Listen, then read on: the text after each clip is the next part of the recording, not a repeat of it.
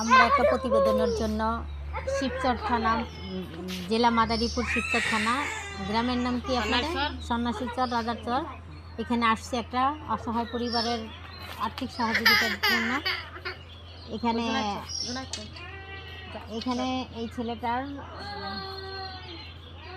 পেটে টিউমার হয়েছে, তিনটা টিউমার হয়েছিল। এখানে একবার অপারেশন হয়েছে 6 মাস আগে, এখানে একটা 9 মাস আগে অপারেশন হয়েছে। আবার পিঠের মধ্যে আরেকটা কিডনির পাশে টিউমার হয়েছে, এটা অপারেশন করতে হবে।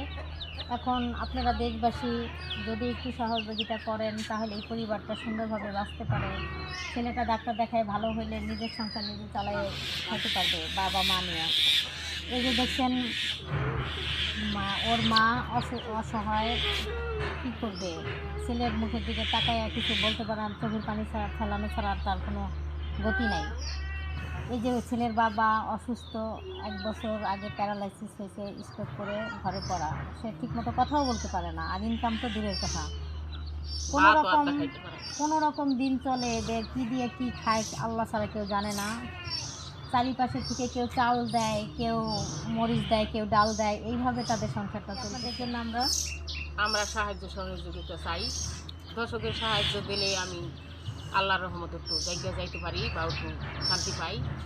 আমার ছেলেটা যদি ডাক্তার দেখাইয়া একটু ভালো হয়, আল্লাহ ভালো করে, তাহলে ওই কামাই আয়োজন করে আমাকে বাপ মা নিয়ে খাইতে পারে। কারণ তো আমার কামাই আয়োজনের রোজগারের কোনো লোক নাই, সহযোগিতার কোনো লোক নাই।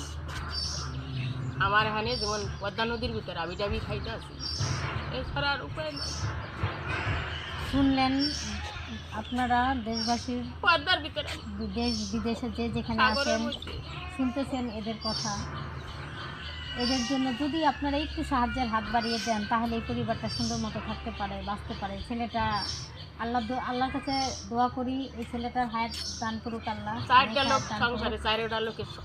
এই ছেলেটা এখন কোনো কাজই করতে পারে না, অসুস্থ, ডাক্তার পর্যন্ত দেখাইতে পারে না টাকার অভাবে। এখন আপনারা দেশবাসীর যে যেখানে আছেন, যার ভালো মন আছে, সে যদি একটু সাহায্য করেন, ছেলেটা ডাক্তার দেখায় অপারেশন করে যদি সুস্থ হয়ে বাবা মা নিয়ে বাইচে থাকতে পারে, এটা আমরা আশা করি আপনাদের সবার কাছে।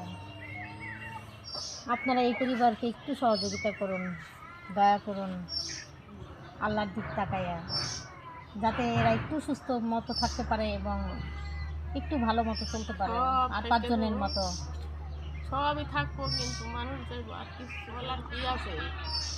তাই একটু সাহায্য সহযোগিতা চাই যে আমরা একটু শান্তি দান পাই আল্লাহর রহমতে, মানুষের দয়াময়। আর কি বললে কি কম।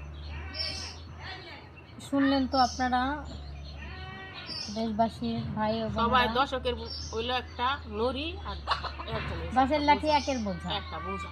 তো দর্শক যদি আমার দিকে একটু তাকায়, আমার কিছু না, ওই বিপদ কিছুই না। আল্লাহর রহমত আর দর্শকের দয়া, তাহলে কিছুই না। প্রিয় দেশবাসী, আপনারা শুনলেন এই মহিলার কথা, অসহায় পরিবারের কথা। একটু সাহায্যের জন্য হাত বাড়িয়ে দেন, আপনাদের কাছে অনুরোধ, একটু সাহায্যের হাত বাড়িয়ে দেন যাতে এই পরিবারটা একটু সুস্থ থাকে, মানুষের ভালো থাকে। সাগরে আমি মানুষের হিসেবে একটু 5 জনের মতো যেন ডাইল ভাত খেয়ে বাঁচতে পারে, ছেলেটা সুস্থ থাকে। প্রত্যেকটা সন্তানই বাবা মার প্রিয়, এবং সন্তান মা বাবার প্রিয় সন্তান, প্রত্যেকটা সন্তানই সবার প্রিয়। এখন এই ছেলেটা আমাদের চোখের সামনে ঝরে যাবে, তা হইতে দেওয়া যায় না। দেশবাসী একটু আগায় আসেন, আমাদের সাহায্য করুন একটু।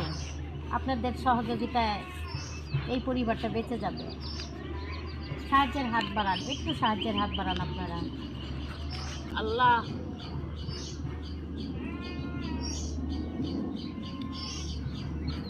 আপনি কাছে চাই আমি সাহায্য সহযোগিতা। টাকা পয়সার অভাবে আমার সংসারটা এই অবস্থা। আর এক হলো আল্লাহর ইচ্ছে, এক হলো আল্লাহর ইচ্ছে, টাকা পয়সার অভাব। এই সন্তানে আমার কামাইজন করে কম বেশ খাওয়াইছে, আমরা শান্তি চলছি। এখানে আমাগো কামাইজন নাই, বুড়ার কামাই নাই, সন্তানের কামাই নেই, মাই একজন পুরা, তার বিক্রি করতে পারি না। এখানে আমার সংসার হলো পদ্মা নদীর ভিতরে বাসটা আছে। এই মনে করেন এই পদ্মার ভিতরে আমি বাসতে লাগছি।